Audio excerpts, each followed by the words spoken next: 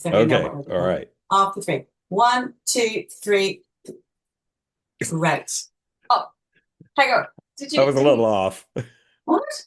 I didn't see. Did you clap? He did. Oh my He God. didn't. Let's try, look. Can The we thing do it is, again? yes. One, two, Two, three. three. You don't need to do it, Okay. Michelle. Now here's the thing. In America, we clap on the three, but you Oh, count to three and then and you then clap. clap. Let's do So it on let's do three. it. Let's do Like it your your way. way. All No, right. okay. Do it my way. One, two, Two. Two, three. three. It doesn't matter. McCracken, we finally have you in front of us. This is very special. Thank you so much for getting in touch. Yes, it is amazing because obviously you know that we have done two podcasts on two of your cases. Yes. So Oh, wait you a are minute. an Wait a minute. eavesdropping star. I may only know about one of them. Oh. What? I No. I have Google uh, w- watches on some of my more infamous clients Oh, is that how? Okay. because I love to hear what people are saying about them, and sometimes I give a gentle like I did with you. I just felt like your timing of your podcast about Alvin Ridley was without the knowledge that I later got in his life that sparked the book, which was his autism diagnosis. Right. And to me, it explained everything about him. It explained all of the difficulties. But I was just going to say there is no better icebreaker than technical difficulties. I feel like I know you guys so We really well. warmed up, didn't we, just then? It really, we had some cussing and we had some, some frustration, and but uh, No, and we don't know if it's going to even be audible, folks. So no, it's going to be great. so It's going to be we'll try. great. But what is my other case? Yeah, let's talk about that. So, uh, last year I did a story on Eavesdroppin about the tri-state crematory. Okay, yeah, Okay, yeah. now through that, when I was doing the research, I had somehow come like connected the dots that you had also worked on a case called Zenith Man. And I pinned that and thought that sounds really interesting. And then I think it was maybe the second episode for this year, I thought I really want to go and revisit that. So that's when we looked into Alvin's case. And McCracken, what a wild ride. That It case That's incredible. really, and I mean, you've heard our podcast. We only have an hour and actually more like 40 minutes 40 because we minutes, yeah. just We chat, talk about chat other silly rubbish. things, yeah. Yes, oh, As you know. as you know. But and let me tell you, I've learned more about Roald Dahl than I've ever Ah! wanted to know. But let me tell you, that is a fascinating individual. Isn't oh I he? want yeah, I want to come back as him. It was okay. Yes. amazing. That Amazing guy, guy. he's incredible. Who So, knew? so your podcast is actually informative. I wanted to compliment you on Oh, that. thank Oh, I you, love that McCracken. you said actually. It's actually Well, because informative. we do say that it's dinner party kamikaze. Don't Well, use the Don't facts use our because facts. we're loosey-goosey when it comes to that. well, it's I guess it's advertised as a comedy It podcast, is, but yes. Mm. but you explore some serious things, and that was really informative. I've heard his name. I've read his books, seen his Yeah. movies, and those kind of things. And who knew? Who There's knew that he was the real inventing James Bond, and the maybe. real James Bond and actually wrote one of the James Bond scripts, which Films. never Yeah. got, didn't it? Yeah, it Yeah, did he get used. did. It was And the most successful James Bond film. invented all these medical things. It's incredible. But Yeah. really, what we want to talk about are the two cases that you appear in, and we'll have to send you the episode of the Oh, Tri-State I would love Crematorium. it. Yeah, Well, Yeah. because you do they appear were in that too. they were about 3 years apart. Oh, Alvin's case happened right after I lost a race for the United States Congress. oh wow. Oh. I was in the Georgia state legislature for 4 terms as a very young man. I got elected at 28, and Okay. uh, and served and had what I thought was a stellar experience there. Did good government things. Passed Georgia's first governmental ethics bill, making lobbyists register, making them report the gifts they give to us. Right. Yes, I love And that. and so I thought, I've kind of helped improve Georgia, I think. Now I'll go to Washington, I hope. And I was destroyed. It No. was not even close. And I was too close to it then to understand what was happening. But Mm. we were going through a sea change in politics. I was with the Democratic Party. And in the South, they have become extinct almost for a Oh. few years.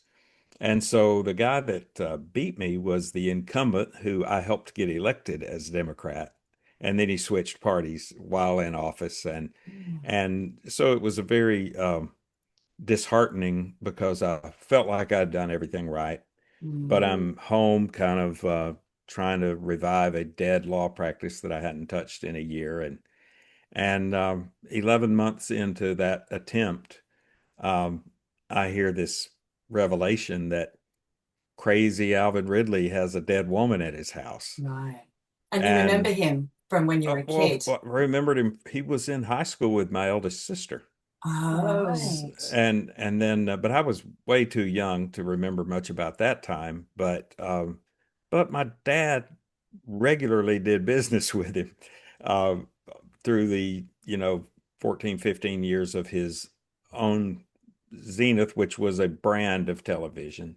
And it's Oh. a double meaning because Yeah. zenith means somebody at the top, at the top of their Yes. the apogee, I guess. And So it's kind of an ironic name in that sense because Alvin was not at the top of things, and Mm. neither was I. So so I it just hit me the way everyone was jumping on this guy. I remembered him pleasantly as the guy who fixed our TV when I was a kid. Mm.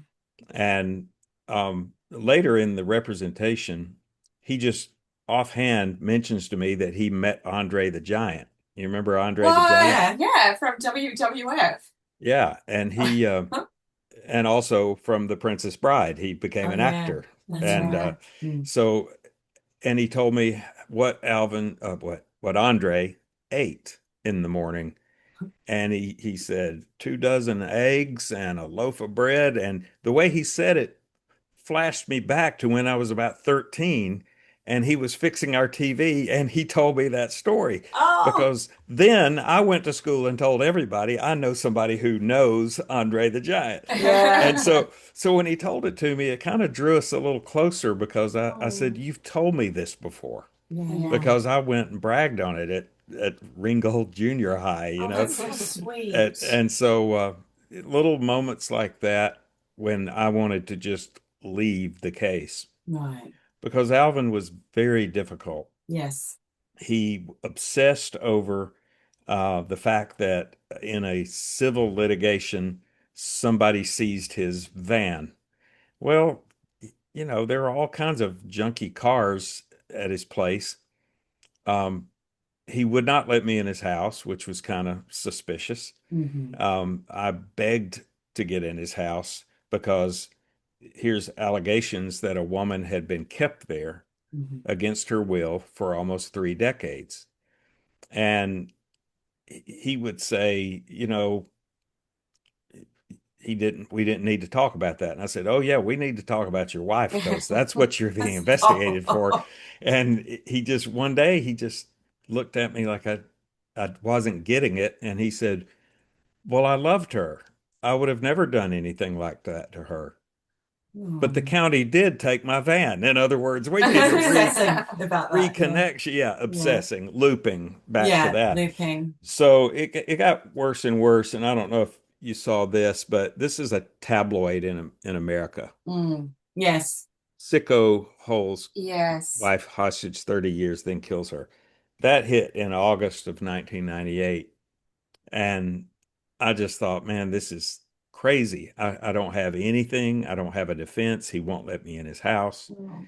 And then I'm having to go down these rabbit trails about this ancient civil litigation. And the more I looked at it, I realized it was all kind of frivolous. It was all based on these fantastic theories of how minor truck accident in the company truck that his father was driving led to his father's death Oh, of Oh. pancreatic cancer 2 years later. Oh. wow. And so So he's joining dots he's connecting Right. dots that and shouldn't be connected. right. And then Mm. the county worrying him and the sheriff worrying them, he said ultimately claimed his mother and now his wife. So Mm. at some point, and then the the chief obsession though was this 1977 Chevrolet van that got seized. Well, I later learned that it was only gone 3 weeks. Oh, Alvin successfully, because he was smart, he successfully proved to a court that it was not properly seized. He oh, got it back, but he refused to accept it, he told me. oh, And when I Right. realized that the van we had been wasting so much time talking about was right there, oh my God. Oh. and at some point I said, "Well, let's look in it. Let me look in it." And he goes, "No, I'm not touching it. I haven't accepted it yet." Oh, Because, and this at this point it had been 14 years. oh, Oh my He goodness. jeez. never, to my knowledge, never touched it again, and now it's still there after So 42 then, years. yeah, I'm yeah. handling the estate. That's right. You said in your email. So it was at some point it got so frustrating, and you have to know the South. Some people out pitching my book for international translation Mhm. have told me that maybe the book's too American, and I'm thinking, well, maybe it's too Southern part of Right. America, but Southern Gothic is a theme that people do like Yeah. sometimes. Yeah. But Alvin was in my office, and he starts going on and amping himself up about this van. And at some point, I just said, "Oh Lord, the van." And Alvin went silent. And I looked up at him, and his eyes were closed and his hands were clasped. He thought I was praying. And Oh. so he leaned in, and I thought, well, I can work with this because it shut him up. So I just said, "Dear Lord, please let Alvin understand that we can talk about the van later, but we need to talk about Virginia now." And Oh. he didn't interrupt me. And so I got through everything I wanted to say. And of course, when I would say, "And Lord, I need to get in that house," Alvin would at the end of the prayer say, "Well, I'll think about that." Always Okay. putting me off, always putting me off. Oh. So we had nothing. Yeah. And suddenly the state gave me the gift of 45 new witnesses. And the trial was maybe 2 weeks off. And so I went to the judge and I said, "I can't prepare. I'm a sole practitioner. I don't have an investigator. I can't prepare 45 witnesses and interview them." So the judge gave me a 3 month continuance, which continuances usually are 6 months. So we were going to hit it right at after the new year, 1999. So I thought, well, at least I got a breather. And so I decided to throw myself, I had remarried. I decided to throw myself a birthday party. Oh. Uh, and I was turning 39 and having a big party. And I was cleaning up after the party. It was the middle of the night. And CNN started talking about the cause of death of America's gold medal winning Olympian Florence Griffith Joyner. And of course, she had died a month before in September of 98. And I actually had seen her in Atlanta. She was not competing at the Olympics. She was not competing, but she was there. And of course, she was a beautiful lady, had this stylish hair, these long painted fingernails that were Mm. kind of unique back then. And hated that I didn't get to see her perform because apparently she wasn't running.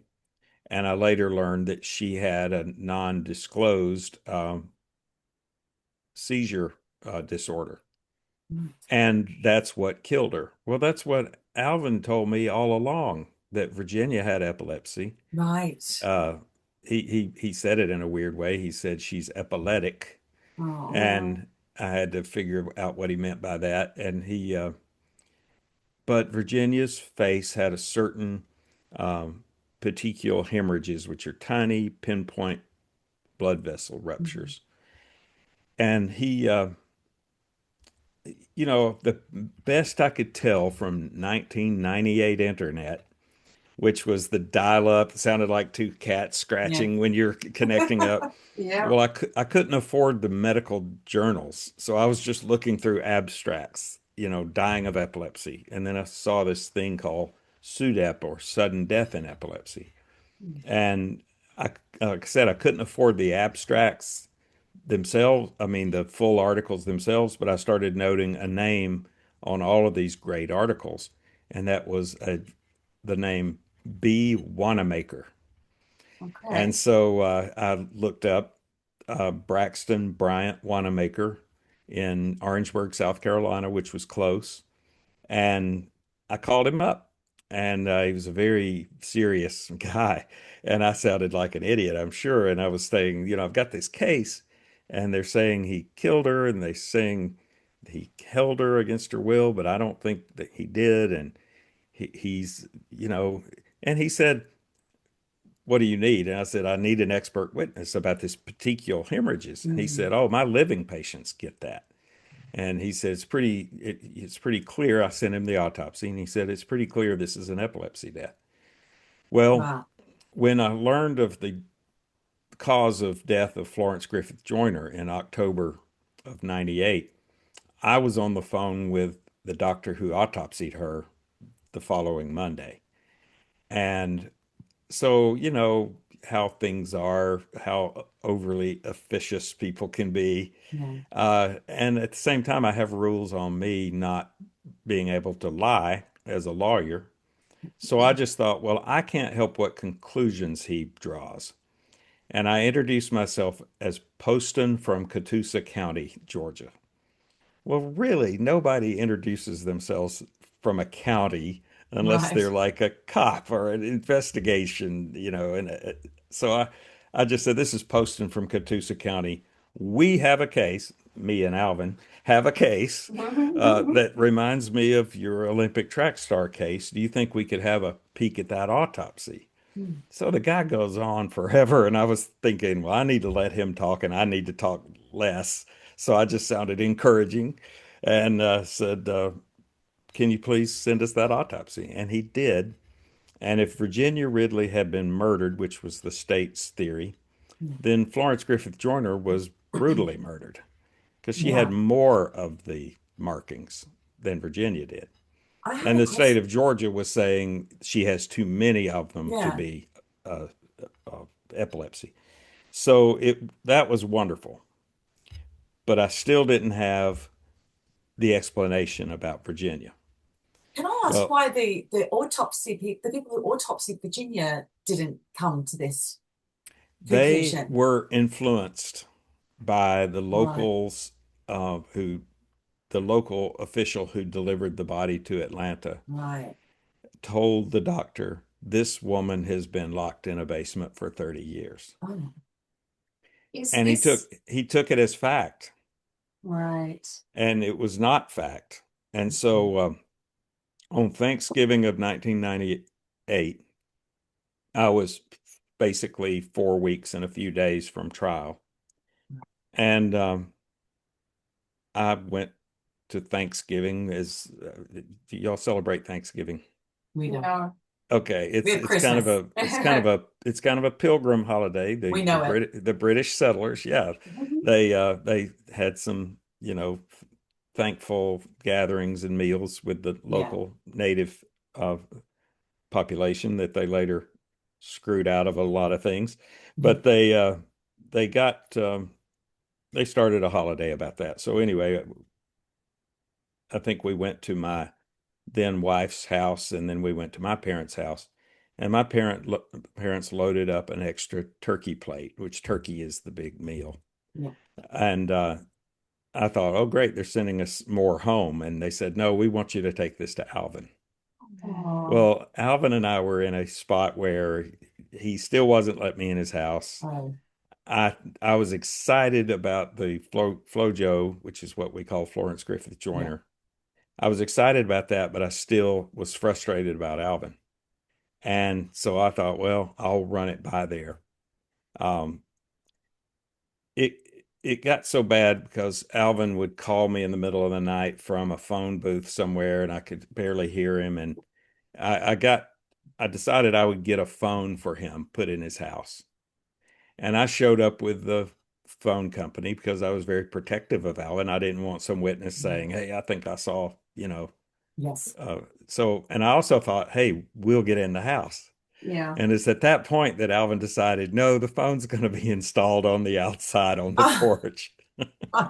So, so in any event, uh, so I come to the door. I've got this bag, this wonderful smelling food, and I beat on the door. And I always kind of turned sideways because I always heard Alvin had a shotgun.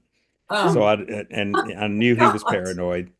And so he comes through the door. He opens it up and he looks at the bag. And I said, Alvin, my parents wanted to send you this. Well, I later learned how transactional Alvin really was. So I was bringing him something nice. And I think in his mind, he thought, what can I give him? Okay. And so he came back and said, he left a moment. I could hear him turning the TV down. And he came back and said, come on in. Oh. And in that visit is where I found on one wall, he had made kind of a shrine to his wife out of her writings. Yes, that's I right. got too excited about it. I Yeah. said, Alvin, this stuff is going to save you. I've got to have this. And he says, I said, is there more? And he takes me into another room and it's just stacked up in crates and trays and, cardboard. There was a horrible vermin problem in that house. Mm. And it had gone down from the coroner's pictures I had seen a year before, just Alvin living there. It had gone down badly. So I again got excited and he said, "You can't have any of it. It's all I got left of her." So I did what came naturally. I grabbed his hands and I said, "Let us pray." I love that And you worked that out. this time it was we used to have this television evangelist called Ernest Angley, and Yeah. he would get so out of breath in his evangelical delivery that I was bordering on Ernest Oh Angley because I no. was so excited, and I realized this is the first time I've ever touched this man, Oh wow, as well. and I'm holding both of his hands, and I'm giving him the prayer of a lifetime. And at the end of it, Alvin said, "I'll think about it." Well, well, I said, look, here's the problem. We don't have time to think. I've got to have copies. I've got to go through it. I've got to process it and figure out what will help because there's too Mm. much of it. And I said, and then we got to make copies of that to give to the DA. And so a few minutes later, I was kept reading stuff and, putting stuff aside. And he came by and he said, $200 to copy them papers. And I said, deal. I was ready. And I ended up paying Alvin to cooperate Gosh. at some point, just trying to get close to the guy and trying to Yeah. let people see Yeah. him interact with me in a way that wasn't threatening. I tried to take him to local restaurants, which he never had gone to. Yeah. And Trying to demystify him almost to the so public. yeah, so Yeah. one day I just grabbed some flowers and I said, let's go visit Virginia's grave. Oh. And you can leave some flowers there. That's the way people, mourn and do things. And Alvin was very interested in doing that. But when we got there, I couldn't there was one of those little stubs that the funeral home puts there Oh. before the stone gets put in. It's like a little Yeah. metal piece and it has a little piece of paper with their name typed in it. Oh. And there was no stone. And then I looked over and there were a couple of other ones that were faded off, and that was his parents. He had not gotten them stones. Alvin lived in this self-imposed poverty.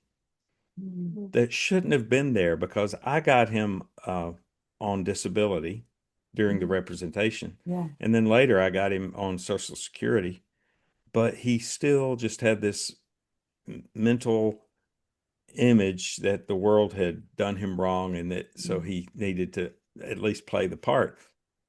So I he got excited when I told him I would buy stones for his family. Mm. So Mm. we went and we picked out, I had all his parents' birth and death certificates and his wife, of course. Mm. And sadly, her death certificate said homicide, but we're that's Mm. beside the point. So we are at the tombstone place, and there's little, uh, suggested things you could say in the discretionary part. So on for mother, he said something like loving, helpful mother.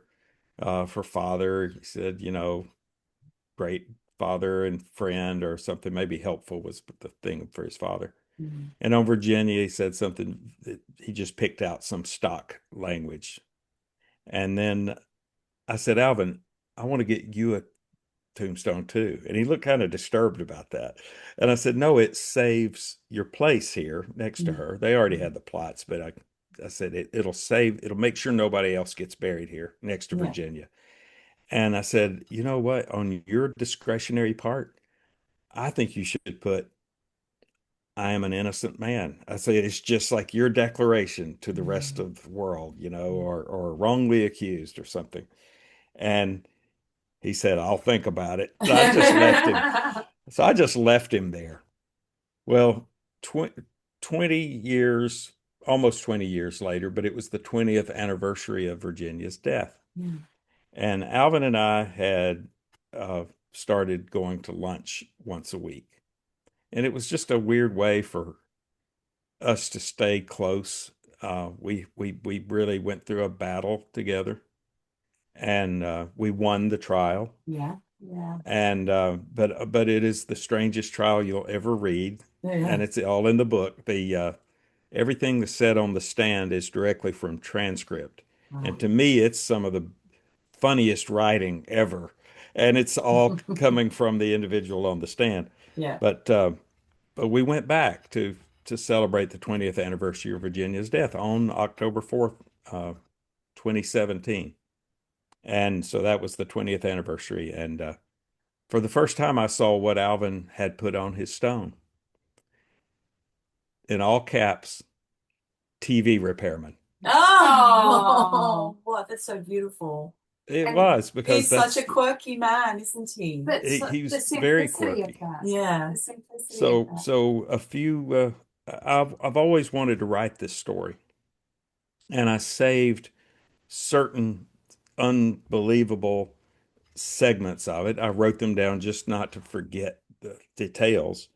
But in terms of a narrative thread, I just felt we did TV all over North America, and some of it has gone overseas.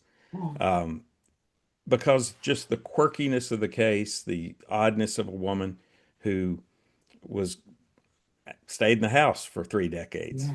but then wrote about it and wrote about how she didn't want to go out. Yeah. Mm. And she explored the world through television and through what Alvin told her at the end of the day. Yeah. But in the meantime, she wrote President Nixon. She wrote all these members of Congress She. complaining about the same things Alvin was complaining about Oh. local government being against them. And and it was wonderful. So but I never could feel right about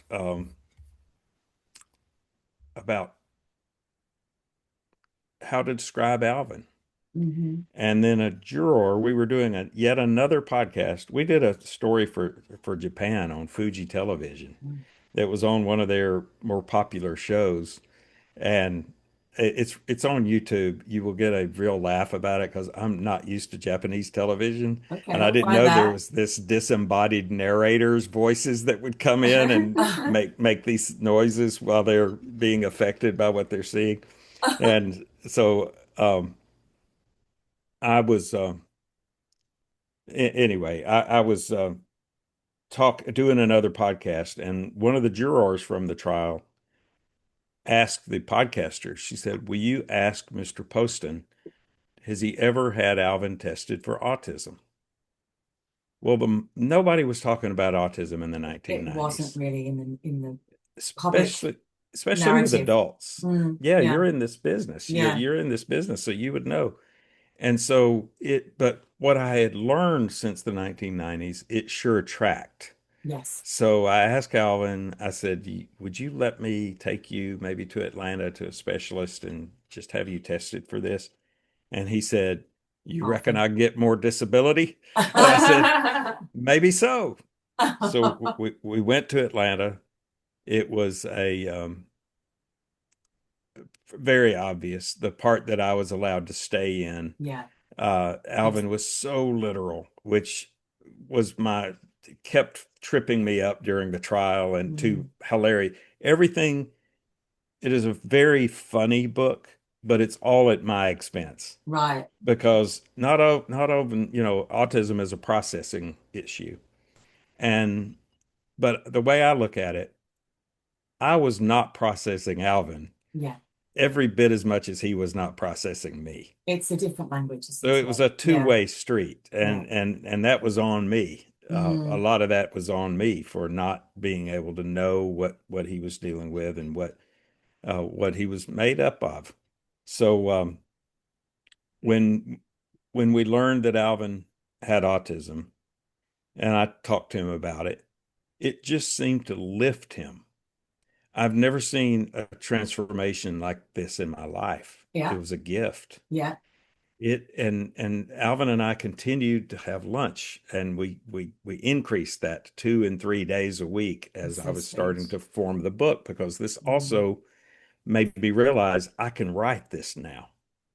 I can write this now because now I have a way to explain Alvin that is respectful and maybe, it's a cautionary tale. We should be very careful at the intersection of criminal justice and autism. Absolutely. Absolutely. And I think when Michelle told me this story on the podcast, I did wonder aloud. I'm not sure if I did it on the podcast or not, but how many times has something like this happened to somebody with autism or another kind of developmental Yes, processing issue or disorder, and they have had to go to jail or been treated unfairly or, all of the above as a result.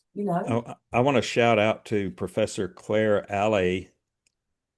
I think that's how she pronounces her last name, at the University of Manchester, who studies autism and criminal justice. And I think she's doing wonderful work there. We all have a lot to learn about it. But since Alvin, I have diagnosed 5 clients, Really? only to send them to get real diagnoses. Yes, because you can And see now what the markers are, what to look for. absolutely, Yeah. absolutely. And the most wonderful thing about the book is how the persons closest to autism have reacted to it. I had a woman write an article, respond to an article in the paper, and she said that the book gave her hope. And I called the lady and I said, I just want to thank you for what you said, and I'm just curious how it gave you hope. And she said, well, if I thought my son could have a 30-year loving marriage and run a business, I would be thrilled, Yeah. because he had profound autism. Okay. And so in a weird way, not only did it warm up Alvin about himself, but it warmed and changed the hearts of our community, because Exactly. Alvin was the boogeyman. That's my question to you, actually. I wanted to ask that while you were telling us the story. And I know that you won the trial, but I also know that thanks to newspaper articles like the one that you just showed us, and the people who went to Virginia's, the death and brought the body to the coroner, etc., they already had a narrative worked out that he was a bad man, that he has mistreated this woman for 30 odd years, and that's why no one knew she existed. How did winning the trial affect the community's justice for him. Protection of not the positively, because they just thought, well, he got away with it. Right. And the autism diagnosis was the first big wonderful thing. Yes. The telling of the actual story was the second. Yeah. And I told it honestly, I told it truthfully, and it has helped people understand, well, Alvin was putting me through what a parent of an autistic young person goes Hmm. through, and the frustrations before they know. Mm. And these are very human, very all the emotions are very often repeated. Um, what one thing I loved about having lunch with Alvin, nobody would ever interrupt us. They wouldn't come near you. It was just like wonderful time with Alvin, and we talked about the same things all the time. Well, now that I'm writing the book, we're talking about the trial and the stories and the things, and I've Mm. read Alvin the book, basically a chapter at a time, before it went to print. Mm. And we genuinely belly laughed because he always thought he loved the fact that I was the one being tripped up Yeah. by him. And he would say things like, yeah, when those jurors saw those real tears coming out of my eyes, they decided to acquit me. Like, yeah, Alvin, it had nothing to do with my work. It was yeah. all Oh, your you. tears.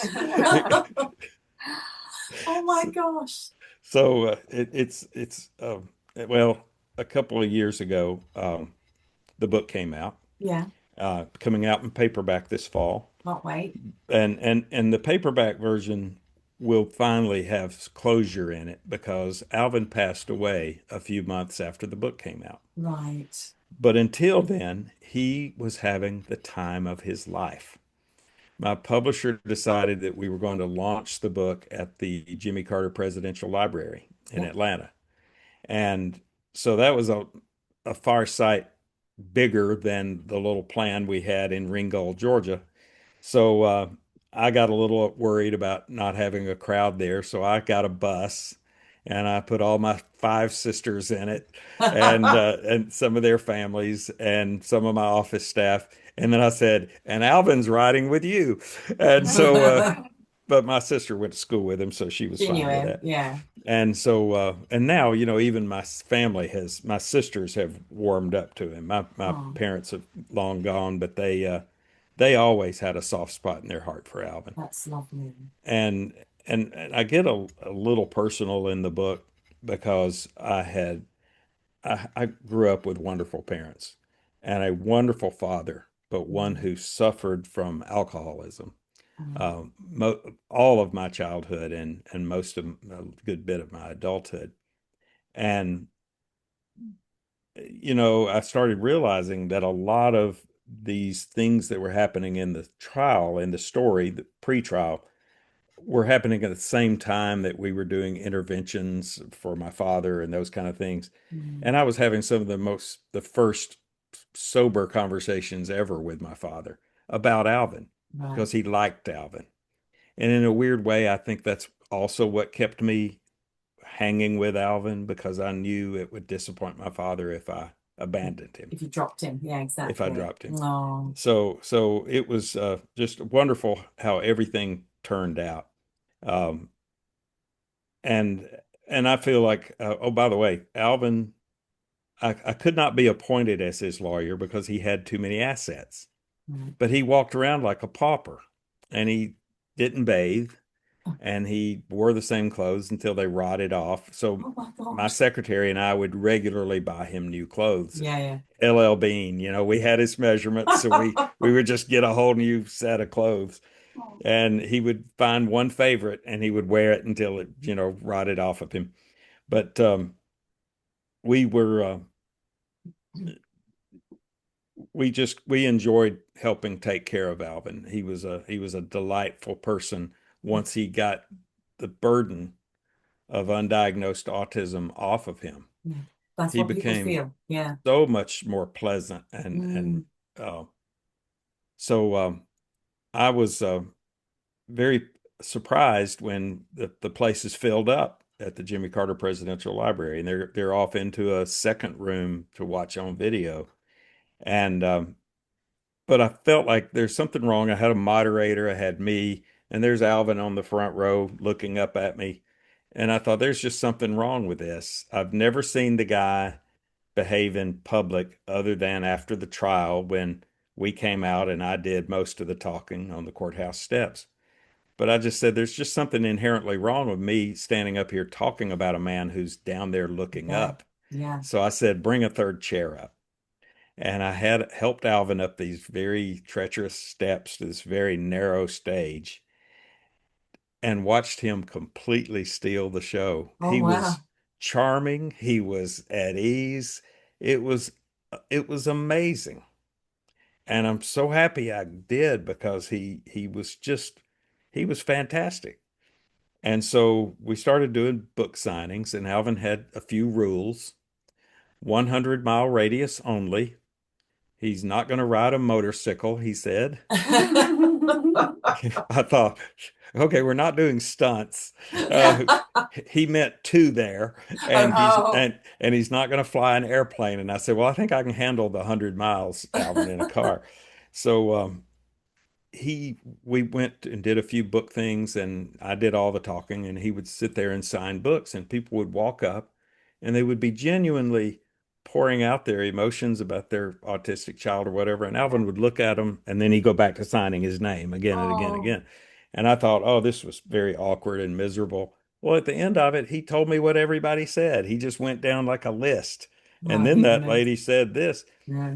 Well, we celebrated Alvin's 82nd birthday in his old shop, which is now a coffee shop. Wow. And it is now, if you'll look on the website, zenithmanbook.com, you'll see that it is a coffee shop full of my folk art, not that I painted, but that I collected over the years. Okay. And suddenly this art inspired by Alvin Ridley. Oh, wow. And if you've ever heard, please look him up after the recording of Howard Finster. Mm-hmm. Howard Finster was considered the father of folk art in America, Yeah, I think that. Yeah. and he was a self-taught preacher, self-taught artist, and he was captivated by Alvin's story, and he met Alvin because he reminded me of Alvin, and, Yeah. and Alvin reminded me of him. So I took Alvin down to meet him one day. Yeah. Well, he followed him in the paper, and he did this painting of Alvin. And you have to understand that Alvin started wearing this ridiculously oversized neck brace. For what reason? Yeah. He told me that the Constitution says, the US Constitution says, that you don't have to go to court if you're sick or hurting. And so that was the manifestation of being sick and hurting. And so I would, at first I'd been messing around in politics for a decade, and I had to go look at the Constitution myself to make sure there wasn't anything. Yeah. And so I had to start carrying a paper copy of the US Constitution and challenging him on it. I would say, you find me the article and I will file the motion. And Alvin would say, I'll think about it or I'll find it later. But Mhm. I would get him to court, but he would wear these ridiculously oversized neck braces. Well, the first day of trial, I go to get him. By now, I now have access to the house. He won't come to the door. I go let myself in, and he is in the bed, covered up to his chin. His eyes are closed, and he's moaning. And I said, Alvin, we have to go to trial. We are going to pick a jury today. And he says, the Constitution says you don't have to go to court if you're sick or hurting. Well, I didn't know what I was dealing with, Yeah. and y'all, I lost it. I was so stressed out. Yeah, you would have been. I was I wanted a win in my life, Yeah. and I just I just let go on him. I'm ashamed at the things I said to this man. Um, And at the end of it, he smiled and he said, you're talking to me just like my daddy used to. And that made me feel worse. That made me feel terrible. I thought you've been hearing that kind of talk since you were a child. Oh no. So he pulls the covers down. He's completely dressed for court. He's got the Oh. blazer on, he's got the shoes, everything. But we forgot one thing, the neck brace. Ah. And we Oh. get to court, and he says, "Well, I'm going home." And I said, "Why?" Constitution says you don't have to go to court if you're sick or hurting, and you forgot my neck brace, like it's on me. So I said, "Alvin, just hang tight." And I told my secretary, I said, "Please go to the medical supply store. It's closer than his house Yeah. and get a neck brace." And so she got a new neck brace, which was a favor to me because the old one had a bit of an odor to it. And Right. I called it the stench radiator. Oh So God.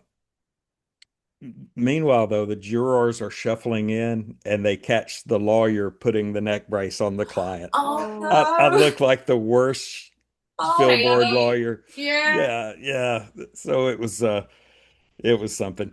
But Howard Finster did this art that he did from a trial photo of Alvin in court with his neck brace on. no. Well, since then, four other artists have done art of Alvin in the neck brace, and you can Oh, see them all at the foot of yeah. zenithmanbook.com. Not Zenith Man, but Book. zenithmanbook.com. Okay. Wonderful. Oh, wow. Listen, we're coming up to the end of our time now with you, but I've got to say, we've been enthralled. This is incredible. Really. I love Well, hearing this. well, I thank you because, like I said, I always like to set the record straight about Alvin. Yeah. Yeah. Yeah. And maybe we can later talk about Tri-State Crematory. We would love that. We We would would, once we figure out how to absolutely do love this, that. but I just want to quickly say something to you, McCracken. First of all, thank you for allowing us to make fun of your name, and I feel so embarrassed that we did that now that we've met you. And Now I'm you're losing so a little. gorgeous. I'm losing a little audio. Oh no, you missed me apologizing for I'm making fun. definitely losing. Can you hear me? Are you being? You're losing. You're garbled a little bit.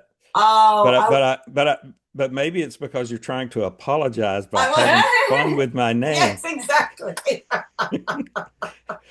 Let me tell was. you, it's all fair game. You're very My full name is McCracken King Poston Jr. junior, So I had nobody to blame but my grandmother. right? And Because she so named your dad that, so he so was the first. I went to through third grade, and at one point in third grade, the teacher asked everybody to put their full names on the board, and I was struggling. I had never really spelled out McCracken. Uh-huh. I had the nickname, the merciful nickname of the last syllable, Ken. Oh. They could have called me the middle syllable, but that could have been problematic, crack. But I got up the nerve to ask my grandmother, "Okay, you had four sons." And she said, "Yes." And I said, "Doug, John, Cal, and McCracken? Yeah, What where did happened?" it come from? And she said that, they're all her children were born at home in rural Middle Tennessee in the 19 teens and the 1920s. And she said, when your father was born, he was very, very small. And the doctor came around later with the official certificates. And the doctor took one look at him and said, "Mary Elizabeth, he's not going to live." And so they put him on a blanket in a wooden box on a lit wood stove to try to keep him warm. And she thought, well, he's here with this paperwork. I guess I'll see these names on a tombstone. So she named him McCracken, which was her maiden name, Oh, and King, which was her mother-in-law's maiden name.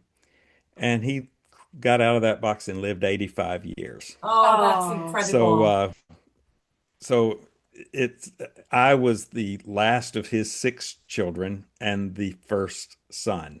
Ah, So all the I girl, all Okay. the so I sisters you said before, so I get yes. it honest. Yeah. Yeah. Oh, that's amazing. McCracken, also, I want to say you are an incredible storyteller. Really. You are very engaging, and we want to have you on again if that's possible. Now you know how to use GarageBand. Well, I think we should do just have our own side podcast. Oh, you're brilliant. You And guys find great subjects. I've been listening, and you're great podcast.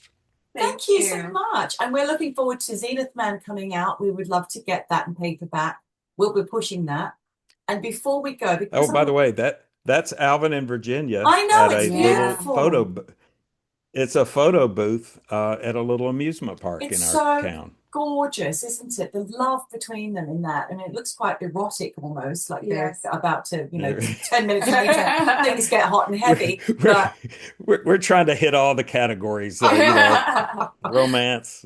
But bodice actually, rippers. but very quickly, may I ask, do you think Virginia also was autistic? I think, and our audio is starting to struggle here, Yeah. Mm. but now I'm getting audio questions suddenly Oh, um, popping up on the screen. Um, I think if there were a way to diagnose someone post-mortem, Virginia would have definitely fit the category of neurodivergent. I agree. Uh, I have found, let me tell you, I'm processing this estate. Oh, this is important. Alvin left his entire estate to a trust to create scholarships for autistic kids. Amazing. Incredible. And Yes. and and it's significant. Mm. The guy had assets. He He had had stuff. property in Tennessee, and but this Ringgold, Georgia property is so difficult because Alvin became a hoarder later in Yeah. life. And I've been studying hoarding, and you'll know this Yeah. about this, Geordie. Um, the, the the theory is that hoarding is a reaction to loss, Yeah. and you just literally start to just Hang acquire on to things. Yeah. everything and hang on to everything, and that Mm. makes me so sad Yeah. to realize that because it got very difficult toward the end. And when I learned of his living conditions toward the end, Oh no. ironically, he called me to come fix his television, which I thought was really something since he was the Circular. He was the guy. television man. Yeah. I was starting to look for him a a one level apartment that I was going to rent for him Yeah. because I couldn't let the guy live like this while I'm out hawking a book about him. Yeah. And he refused. But his last weeks, I kept him in hospitals and step down facilities and even briefly a nursing home uh, while his kidney function was declining. And we had been monitoring it. I took him to the Veterans Administration during the representation. So I had been his contact person for the Mm. VA for all those years. Mm. And he was starting to have kidney failure. So the there was a thought that maybe it's obstructs there's some obstructive kidney condition. So we can do what's called a prostate ablation. And I thought, oh boy, Alvin won't like this, but it'll give him some hope. Yeah. Because Alvin was threatening at the end of the hardcover book. I said that Alvin was threatening to live to 110 Ah. so that he could have 30 more years of lunches with me. Oh. And and so I I was excited that he could get this prostate ablation thing done, but a few days before they were going to do it, I get a call at 2:30 in the morning, and the doctor said, "Mr. Ridley is having a moderate heart attack." I'd never heard a heart attack described that way, No. and he said he is. You need to decide whether we address this heart issue Yeah. or do we leave it alone? Because if we address the heart issue, it'll kill his kidneys. Oh. And I said, I can't make that decision. And the doctor said, he says you can. Oh And my I said, I'll be gosh. there. I'll be there in a few minutes. So I drove to Chattanooga, Tennessee, and went in the room, not knowing what to expect. Alvin's sitting up in the bed. He's got his blazer on over his bedclothes, and he's handing out these bookmarks to the third shift nurses. And I said, you don't look like a guy having a major heart or moderate heart attack. And the nurse said, well, he's had more than a moderate amount of morphine. Oh. So I thought, good, he's feeling no pain. So I Yeah. thought, this is just like the representation. I would find a moment and think, this is an object lesson. I can try to help Alvin Yeah. learn something or decide something. So I said, Alvin, do you think your mama and your daddy and Virginia are calling you home, trying to call you home?" And he immediately said, "No, they want me to stay here with you." Oh. And so that 3 days, a few days later, I go Mm. back to see him. It was July the 2nd. We have a little holiday on July 4th. I don't know if y'all Yeah, we know do about know it. It's Yeah. about called it. Independence Yeah, Day. But yeah, anyway, no we know. offense. So, but anyway, everything's kind of not active. And so I thought, I'm just going to go spend some time with Alvin. There were two books that he wanted me to send to people. One was to Dolly Parton, because Dolly Parton got married in Ringgold, Georgia, just a few Oh, weeks before Alvin and Virginia did. oh Oh, So he was wow. always amazing. proud that they married at the same, time of year in That's 1966. beautiful. The other was to Ron Howard, the Yeah. actor, director, producer, because Happy days. Virginia had a little crush on Ron Howard, and that came out in the As trial. Richie Cunningham. Yes, How did Yeah. they? and little Opie from Andy Griffith's show when he was even Oh, younger child. we didn't see that, but that Yes, sounds cute. well, Virginia was a little bit of a fangirl of Ron Howard. Oh, So he signed the Ron Howard book, and you know, and then he looked like he was in discomfort again. And so I got the nurses, and they gave him some morphine, and I just thought, well, here's another opportunity to talk about the end with Alvin. And I said, mm, Alvin, I'm looking forward to meeting Virginia one day, because I feel like I know her is better than most people other than you. And now that I'm talking about heaven, Alvin's more comfortable. mm. And he said, when we're up there, my daddy will take us fishing. They've got a river there. You can catch 30 fish an hour. Alvin put a lot of numbers into his Yeah, fantastical things that he said. yeah. And then he died. Oh my God. But he had a smile on his face. McCracken. And it was July the 2nd, 2024, and I was not ready for him to die. Oh no. And he was enjoying the book. He was enjoying the respect that people were finally giving him. He was Yes. enjoying the love that he was finally sensing from people. And And he he was was, enjoying your relationship as well. Yeah. You gave him well, so much. it just kind of stunned me, but I was so glad that I was there. Me Yeah. too. I just Yeah. thought, what if I had said, no, I need to work today. I'll Well, see him tomorrow. So it just was, I he's one of the most unexpected friendships yeah. ever in life. It is so And heartening to hear about this. as is this one. So Oh, thank you so much. let's hope Thank ours is as you. long and as wonderful as yours and Alvin's, because your story today, yes, we've heard about Alvin's story and it's fascinating and he's such an amazing character. But really, it's the friendship which is really, I don't know about you, Michelle, but It's really touching. I'm very touched. Yeah. I Well, think that, thank you. And the care yeah, and love that you that showed you showed him. him. It's astonishing. Yeah. And You're a and special so person, selfless. McCracken. Yeah, really. Well, my girlfriend made an observation a couple of years ago, because, I've ruined a lot of dinner parties over the years with this story. So Ah, now I can just say, well, there's a book. You can go read the yes. book.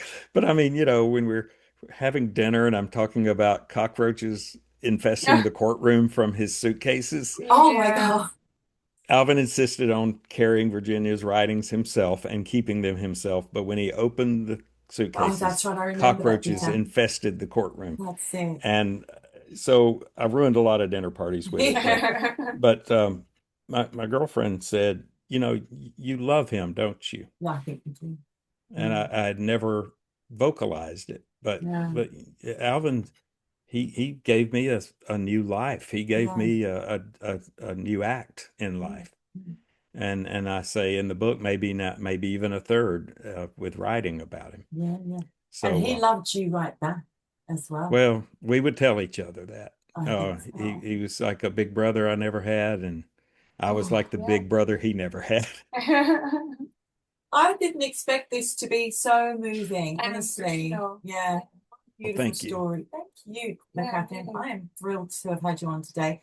and I'm really worried that we haven't managed to record anything. Oh, oh, But if we haven't, I just want to say, can I take a picture of us all together? Hang on a second. I'm Absolutely. gonna do a I screen. have to do the 1, 2, 3, and then take a little I think your photo. head needs to be in it. I know. Hang on a sec, I'll get in it. There we go. There we are. Gotcha. I think.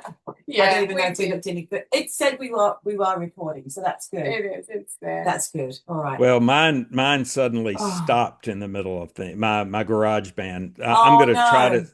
I'm gonna try to send it to you. Maybe you can use part of it. That'd be Yeah. great. That'd be great. And at least we'll have this video and we can do something with it. And what we'll do with it, I will then retransfer it to you once I've compressed it and everything, because it's such a big file that it needs to be sent by WeTransfer. So that's what we were saying in the emails, is Oh, that you've got I didn't get it that. So it's me that has to gather it all Download. up. no. Oh, What happens next is, sorry, maybe I should have explained it better. So with the sound that you've just done, if you can save that as an MP3. it stopped, but I will Oh, save it. It stopped at some point, and that's when I probably looked real worried, and I thought, oh no, yes, it's you're not moving. distracted. Do you know what? I'm going to email this to you as well, so don't worry. But if you can save it as an MP3 and send that file via WeTransfer Okay. to me, geordiebron@gmail.com. I think you've got my address, but I'll put it all on there. And then in return, we will do the same for you with this video. We'll send it to you and you can have this video to use Oh, well, thank you. however you like. Yes. And Thank you. in the meantime, we are going to use this on our Patreon account, which is a paid side thing.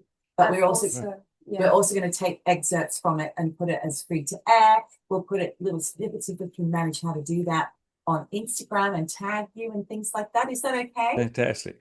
Have you ever heard of the American podcaster called Reb Massell? No. No. She's really fascinating. She's a young lawyer in California.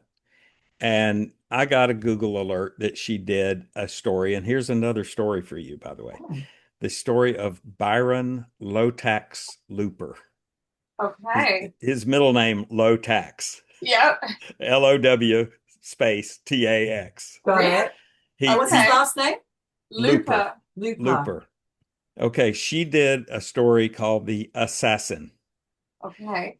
And this was the second podcast that had a lot of fun with my name, but her fun with my name was not as good as the ladies at It's Always the Husband. Oh, Ah. It's Always the Husband, episode 50. okay. Okay. It made water come out my nose when I was walking and having a drink of water. I mean, I literally did a spit take out my nose when I heard. And then Reb Massell did a weakened version of that, and I thought, well, I'm going to tweak her a little bit for not being original. And so Yeah. I wrote her an email and I said, you know, you were very accurate on the story.